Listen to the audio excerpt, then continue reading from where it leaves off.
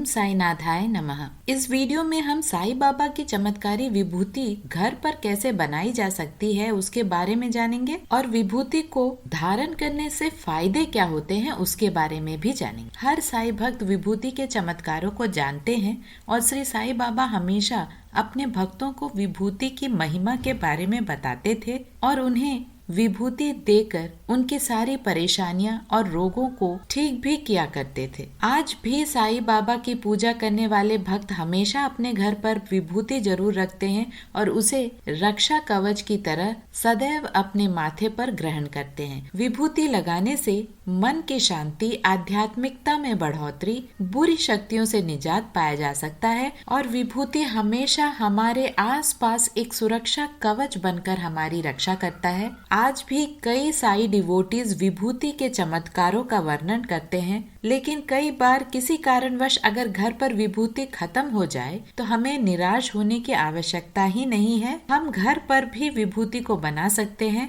श्री साई सच्चरित्र में इसका वर्णन भी मिलता है कि अगर आप कोई भी पवित्र वस्तु को बाबा के समक्ष रखकर पूजा करते हैं तो बाबा का आशीर्वाद उस वस्तु में आ जाता है। एक कथा के अनुसार साईं बाबा के एक परम भक्त मिट्टी को हाथ में रखकर बाबा के नाम स्मरण करने से उस मिट्टी में चमत्कारी गुण आ जाता है। जब मिट्टी में बाबा का आशीर्वाद आ सकता है तो हम अपने घर पर आराम से विभूति बना सकते हैं। इस वीडियो में भी विभूति बनाने की बहुत ही आसान तरीके को हमने बताने की कोशिश की है। विभूति बनाने का जो सबसे प्रचलित विधि है उस विधि को हम घर पर कैसे कर सकते हैं उसके बारे में हमने बताने की कोशिश की है।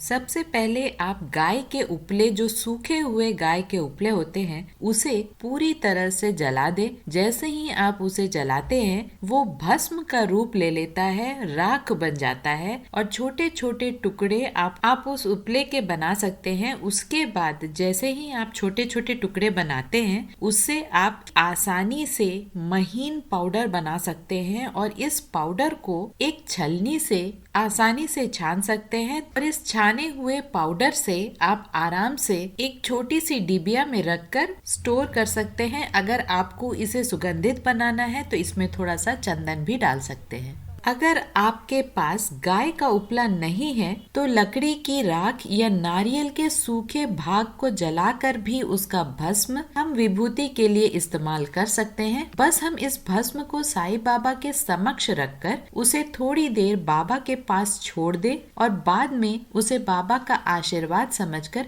अपने माथे पर लगाएं। इस प्रकार की विभूति को आप माथे पर ही लगाएं। उसे ग्रहण यानी पानी में घोल कर ना पिए, क्योंकि बहुत लोगों को इससे रिएक्शन हो सकता है। मार्केट में आजकल जो विभूति मिल रही है उसमें भी बहुत सारे केमिकल्स होते हैं, तो बेहतर यही है कि विभूति को आप माथे पर यानी एक्सटर्नली लगाएं। अगर आपको किसी भी तरह से राख या भस्म नहीं मिल पा रहा है तो भी आप चावल के आटे या किसी भी आटे को बाबा के आगे रखकर उसे थोड़ी देर छोड़कर उसके बाद उस आटे को भी एक छोटे से डब्बे में रखकर स्टोर कर बाबा का आशीर्वाद समझकर यूज कर सकते हैं। ये पद्धति सिर्फ उस समय तक के लिए है जब तक आपको विभूति ना मिले। बाबा की विभूति का कोई भी सब्स्टिट्यूशन नहीं है। अगर साईं बाबा की विभूति मिलती है आपको तो बहुत ही अच्छा है, लेकिन अगर आपके पास किसी भी वजह से बाबा की विभूति खत्म हो जाती है तो आप इन नुस्खों को यूज करके बाबा का आशीर्वाद प्राप्त कर सकते हैं। साईं बाबा की कृपा दृष्टि हमेशा हम सब पर ऐसे ही बने रहे। ओम साई नाथाय नमः।